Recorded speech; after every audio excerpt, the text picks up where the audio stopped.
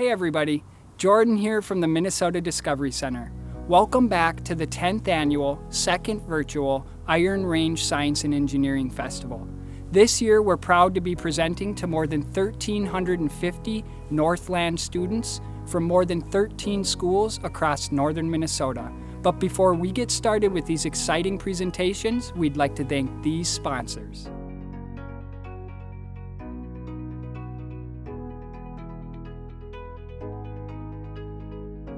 This virtual experience is a partnership presentation brought to you by Casey Drug in Chisholm. Today we're going to be taking a look at testing, vaccinations, and how we can build herd immunity to deadly viruses like the coronavirus. Let's take a closer look.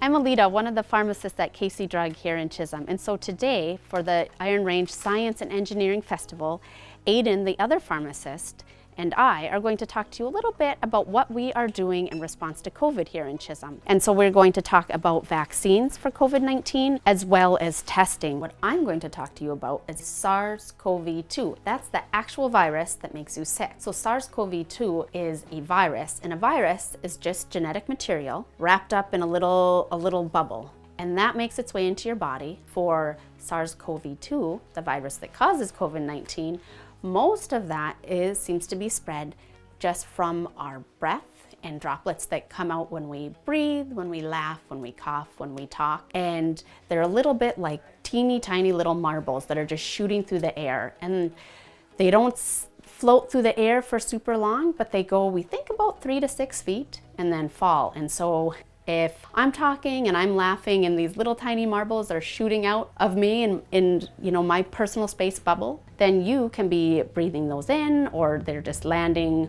on your mouth, on your eyes, on your face. And then that infects you by going through your mucous membrane. So in your mouth, your nose, your eyes, your sinuses. There's possibly some spread from touching surfaces, and then you put your finger in your mouth or your nose or whatever if you're a 2-year-old running around. We think most of it is through respiratory droplets.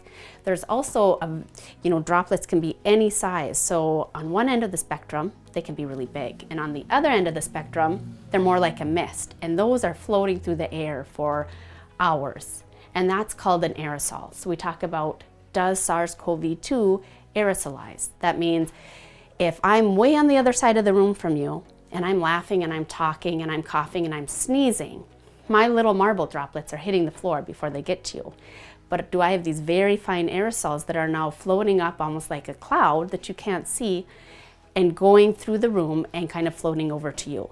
So we think there's also some element of that for SARS-CoV-2 transmission. So if you're really close to somebody within 6 feet for 15 minutes or more, that's when you're considered exposed, but you're also considered exposed if you're in a confined room over several hours, because we think there are some of those aerosols that could possibly reach you. So that's SARS-CoV-2. COVID-19 is when you get sick from the virus SARS-CoV-2. And so when we say COVID-19, we're talking about your throat hurts, your head hurts, maybe some body aches, some chills, fever, cough, sometimes some stomach things. Those are all of the symptoms that you could have from catching the virus. So in terms of preventing the virus from hopping from me to you, to your friend, to your brother or your sister, the best way that we can prevent that is unfortunately not fun. It's to stick away from others, and at least stick away from their breath. So we wear masks because when we think of those marble droplets that are shooting through the air and then falling, and we think that's most of the SARS-CoV-2 transmission, most of those are just going to get caught up in your mask. So if you're wearing a mask, you can maybe feel some air whooshing through the sides or kind of up in your eyelashes and eyebrows. But first, your breath comes out and hits your mask. So most of those droplets are going to get caught in there. So that's kind of how masks work. They're not perfect, but they're catching a lot of what I like to call just your hot, wet breath that's coming out of you. So a lot of that just gets kind of stuck in your mask, and then over the course of the day, your mask might start to feel a little ew, and you might want to change it or, air it out a little because it starts to feel kind of, yucky and wet. So we wear masks because that is very helpful. And then we try and keep some distance because distance really keeps the amount of exposure that you have really low. So the way that SARS-CoV-2, the virus, actually makes you sick, it goes into your body. And a virus, remember, it's just a little bit of genetic material, and it can be DNA or RNA, and it's in a little bubble or a little capsule. So it goes into your body, and that capsule finds a way to sneak into your cells. Now, a virus is barely even considered a living thing because it really can't survive on its own. It needs a host. It doesn't have a full cell, so it can't replicate its own RNA or DNA. It can't do a whole number of things. It needs your cells to do that. So a virus sneaks into your cells and then uses the machinery in your cells to copy its genetic material. And it does that over and over in your cells. It copies its genetic material, so basically making new little viruses and makes a little bubble around them, and then more or less it kind of explodes your cell and lets all these new little virus particles keep moving on in your body and infecting other cells. So the way that a virus works is genetic material going into your cells and using either the cell machinery in your nucleus or in your cytoplasm to copy its genetic material. The virus itself does that. So when we have vaccines, the vaccines are kind of mimicking what the virus does on a much smaller scale. And so it's just a small snippet, we call it a small snippet of RNA or messenger RNA. The vaccine takes that RNA and gets it into your cells, and then your cell machinery reads that RNA. And so when we read genetic material in our cell, what happens is that we make a protein. So genetic material is actually just kind of like a recipe for a certain protein. So when we talk about the mRNA vaccines, those are genetic material recipe to make just one little tiny part of the virus. And it's just what we call a spike protein. If my hand were the virus, my thumb would be a spike protein. Just spikes out.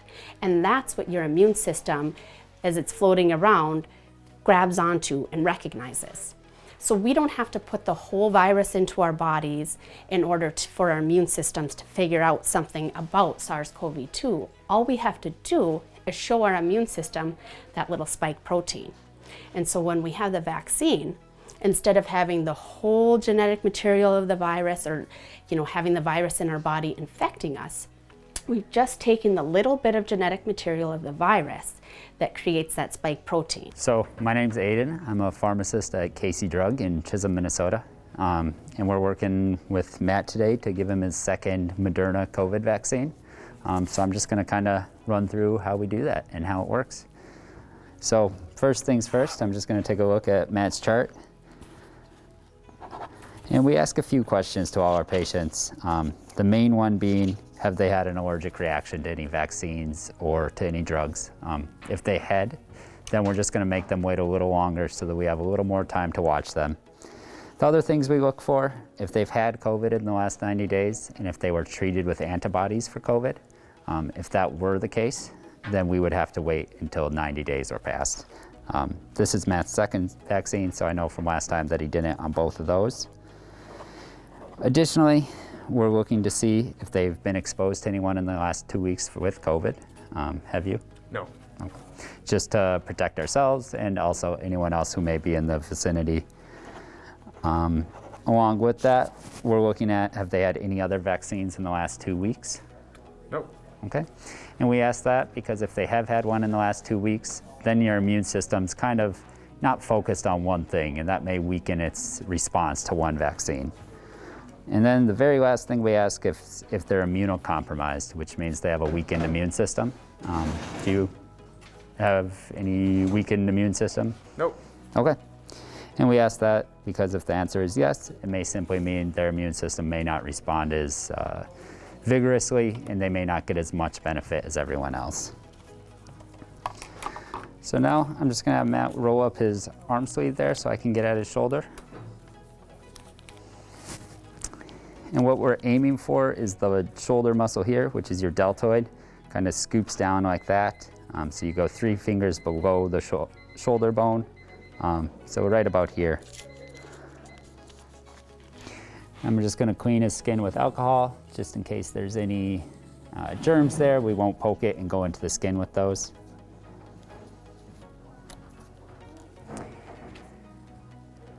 And we just insert the needle, inject the vaccine, let it sit for a second and pull it out.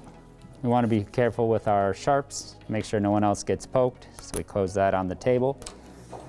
Then I just give Matt a Band-Aid, just so everyone knows he got his vaccine today, and that's how it's done.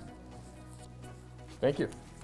So one of the things that we always wonder when we have a new virus or a bacteria or basically anything that's making us sick, we talk about herd immunity. And it's called herd because you think of a whole, a herd of cows or a herd of people. And when do you get to the point that enough people are able to not become infected with the virus, either because they have it and are immune, or they have been vaccinated and immune? And if you get enough people, it can't jump from person to person to person to person, right? So if one person gets infected, but all the people around them are immune, now that virus can't spread out into the entire herd. So with SARS-CoV-2, we've talked a lot about how do we reach herd immunity.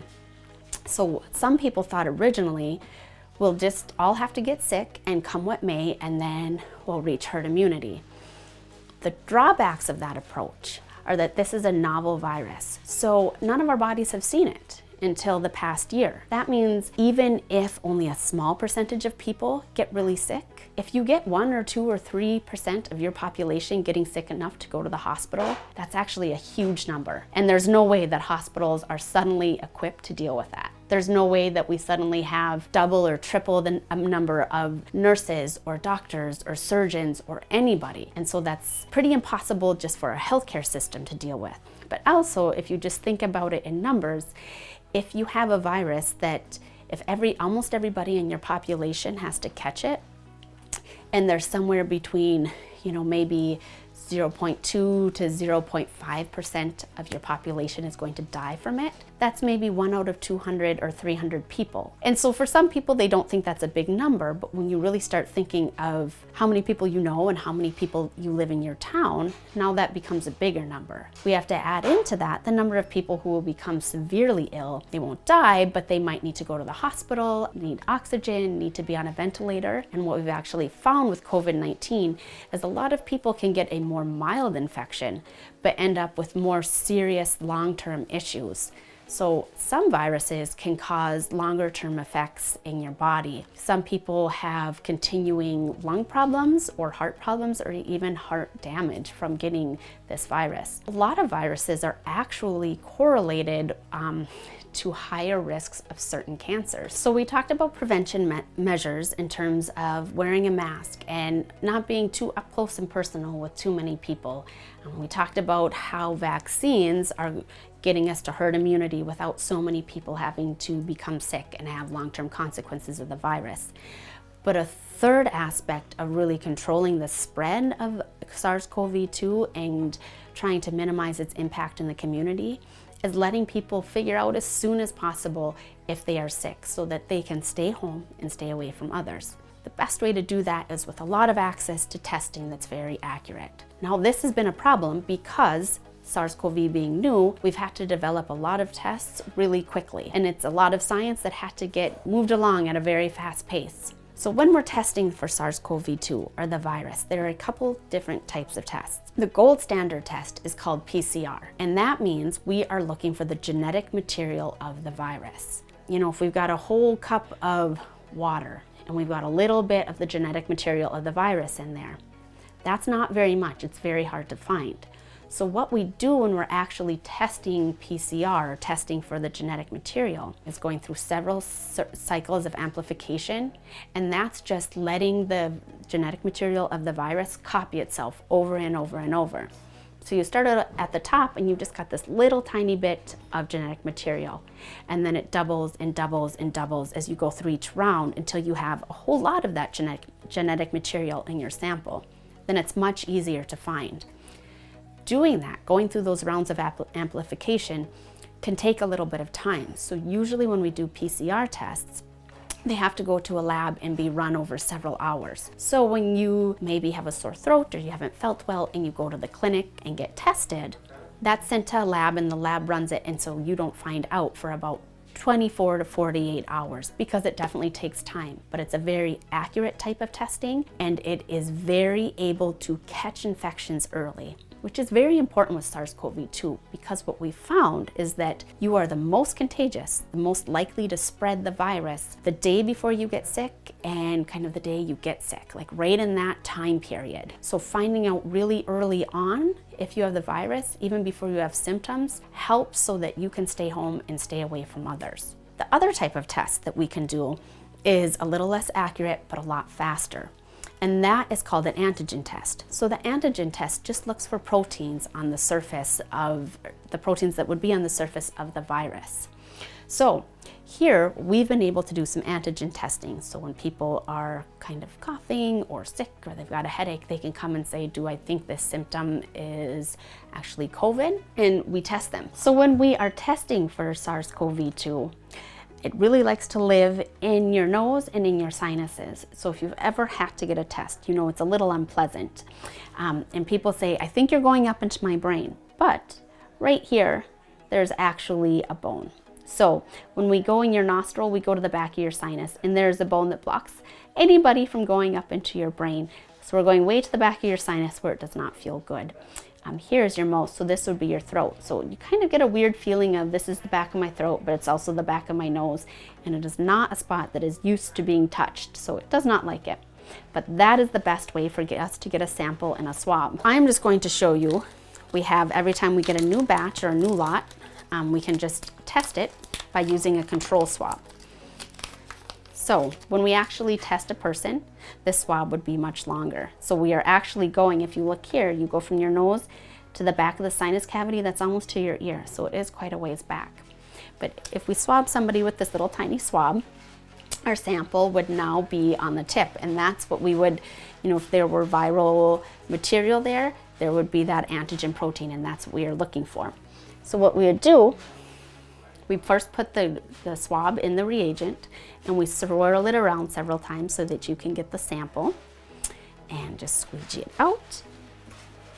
And then we have a little stopper that we put on the top, and of course I would be in full gear if this were real and have gloves on and be totally protected. But this little dropper allows us to get some drops without getting it all over. And then here on our testing cassette, we just put our sample right into the well. And what we have, and I've already run this one with our positive control sample so that you can see, because it takes 10 minutes. But inside here, there's like an absorbent wick. And so this sample that is liquid gets kind of absorbed up the wick all the way to the top. So C is called control. So when I first put the solution on, this was totally just white, just blank and nothing there. The control is at the top because we need to make sure the sample goes all the way through. So that control line wasn't there before and it turned pink when I put the test sample on. That means that my sample went as far as it needed to.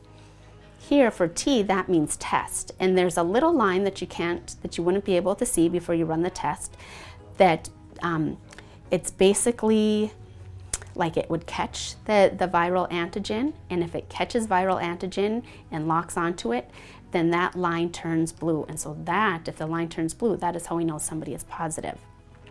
If the solution makes it all the way up and we get a control line here, but no line at T for test, that means there is no antigen to get locked in here and turn the line blue, and then we would know that that was a negative test. So I hope that you were able to learn a little bit about SARS-CoV-2 and how we are working in our community to lower cases and lower transmission.